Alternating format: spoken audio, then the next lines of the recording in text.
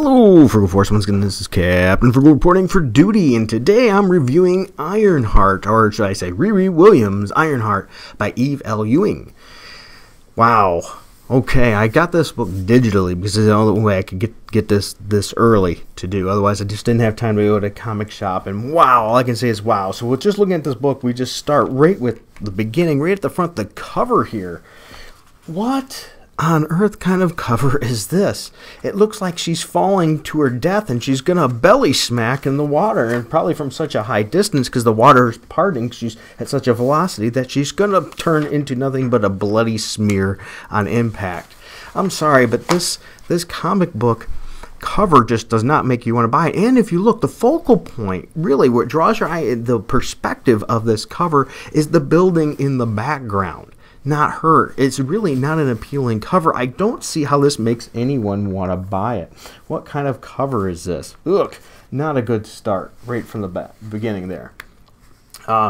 So we go into the book and she's flying. She loves flying. I will say the armor's okay. It's an interesting take on armor. You know, has a little bit of a coloring to fit female.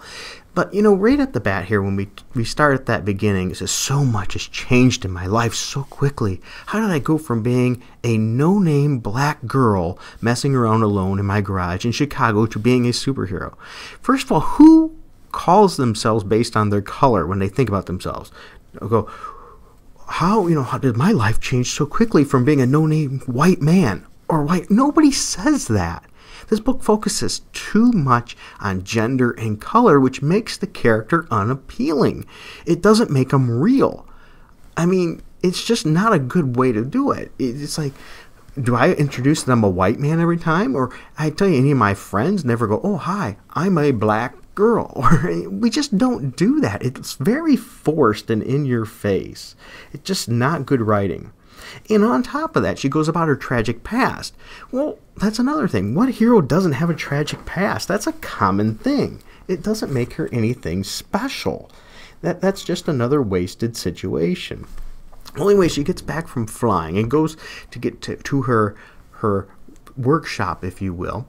And she notices that the dean is there, and he has others he wants her to show them around and show them some of the equipment. And of course, she starts off right off the bat with, well, it's my lab. And that's the thing. Is it? No. She has the right to use the lab. She doesn't own this lab. It's amazing. You can see there's definitely an issue here with how the character is being written. And that's a problem. Why do we have to have these divisions? Like the white person has to be stupid because the mean dean, right? She gets is there, white mean dean. It's the minorities once again are all the great people, nice people, and the white people are stupid is what it appears to be. It just, once again, it's forced. Why does it have to be this way? A character can be a character. This book really does focus too much on gender as well as race. The people that are asking her questions, of course, are just sexist questions, right? Miss Williams, you're quite the engineer. Is this a lifelong interest? Perhaps as a child you enjoyed tinkering in the garage with your father. Really? This is 2018. Come on, it's 2018. Girls like tech too. Get over it, Marvel. This writer is just bent on this. So anyway, they're in this, and they're showing this lab, and all of a sudden her arm cannon there goes off.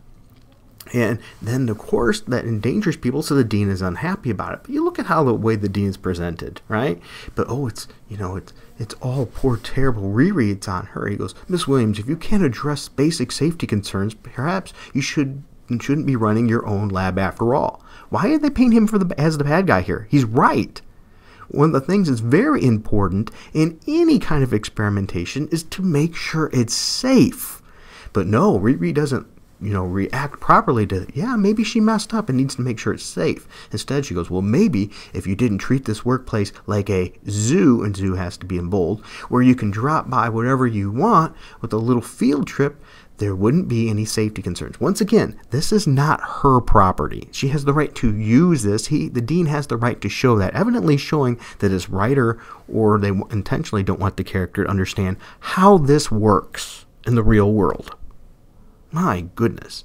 So anyway, he says the dean says he's gonna talk to her about it later, and as he's leaving with the group, she goes, "Bye, thanks for visiting. Have fun talking about how to fix the world and stuff, and please never come back to my lab because I have no idea what just happened. Take care now." Yeah, why come back? Why come back to this series? Right off the bat, it's starting really pretty crappy. Once again, Riri is being painted as a very spoiled brat. So she's looking into the tech, and some people come and ask her to lunch. Pay attention to those people. You tell me what you think here, because once again, they're portrayed as super nice people, but she decides that she's not going to go to lunch with them. Because remember, minorities are great, white people are bad in this book, evidently. We're then taken to the Kennedy School of Government at Harvard University, where world leaders gathered for today's summit. And all of a sudden, a force field type of energy wall comes down and sounds emitting from it. Dun, dun, dun, causing trouble. And Riri gets notification of this by her AI kind of system that she's working on, so she decides she's going to go and check it out. Well, what can I say here? She goes to investigate, and as we get on her way there, we get informed of who else is the villain? None other than Clash, because, yeah, we all wanted more Clash. I mean, really? Clash?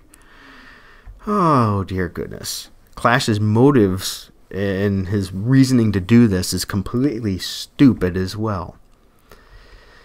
Well, so with that said, there's a fight ensues, and she wins because, of course, she's super smart, and she's Riri.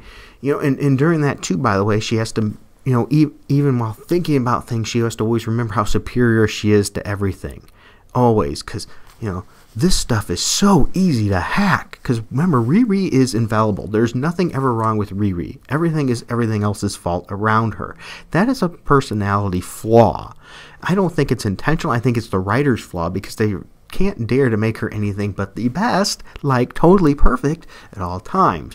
So she defeats Clash, and Clash sees himself in her supposedly. They're the same in so many ways. He gives her something, yeah, because that's what villains normally do after you beat them and, send them to prison, is they give you things. And maybe you deserve this more than I do. I don't know about you. I don't think anybody deserves this. This book is not off to a good start. She then gets a call from a friend, finds out that her mother gave that guy the numbers so he could call her, which she gets all upset, and then they realize that they both like Star Trek, and then everything is okay. But towards the end, she's asked why, she want to be Ironheart, why a superhero, and she really doesn't have a good answer for that. And you know what? That's how I feel about this comic book. I don't have a good answer for it either. Why was it made? This book is not good. I mean, let's go right to the point. The writing. Oh, the writing is terrible. I mean, it's just not good. It's all trying to be hip and cool. The banter in this comic is just not good. Clash's plan is dumb. The Clash is a villain, is a lame villain. Why would you use such a lame villain in your book? I can understand putting a villain and having her beat that villain, but there should have been a backup then story running to that, leading to something better, something to make you want to read that next book. Clash giving her this piece of whatever it was does not make me go, oh, it's so interesting, I want to see what's next. It does not. And another tidbit in this book, too, is Riri discovers what set off that arm cannon. And of course, it wasn't her fault, because nothing can be Riri's fault. We have the same problems with this Riri here in Ironheart as we did previously when she was in the Iron Man book. She's infallible. She's a brat. She's not a likable character. Nothing is ever her fault. The banter is terrible. And so far, the villain she was given was not good either. This is not a good start for a number one. It doesn't make me really racing to get number two, I can tell you that. The artwork was okay. I'll give it that. The artwork was okay. The cover was pretty pathetic, but otherwise the artwork was okay. Nothing spectacular, but not bad. But once again, the writing was poor. It was just pathetic. The story was not engaging. The villain was crap, and it doesn't really entice you to read the next issue. For this book, I would say if this was a paper one, I would be shredding it or chopping it up, but I got this one digitally, and I'm not about to break my tablet. This is definitely a skip this book. Don't buy this book. Leave this book out. This is not worth your time or your money. Save yourself the trouble and skip this book. Alright, I hope you enjoyed this video. If you did, please be sure to hit like and subscribe and hit that notifications bell. I would really appreciate it. Give this video a thumbs up and share it with others. Let's help the Frugal Forest grow. Also, if you want to help the Frugal Forest, you can join our Patreon for as little as $1 a month. You can get that link in the info bar down below. Or you can go to CaptainFrugal.redbubble.com and you can get merchandise. You can get clocks, shirts, coffee cups, and things that support the channel and get you something cool or a cool gift for somebody else as well. Alright, and until next time, keep it frugal.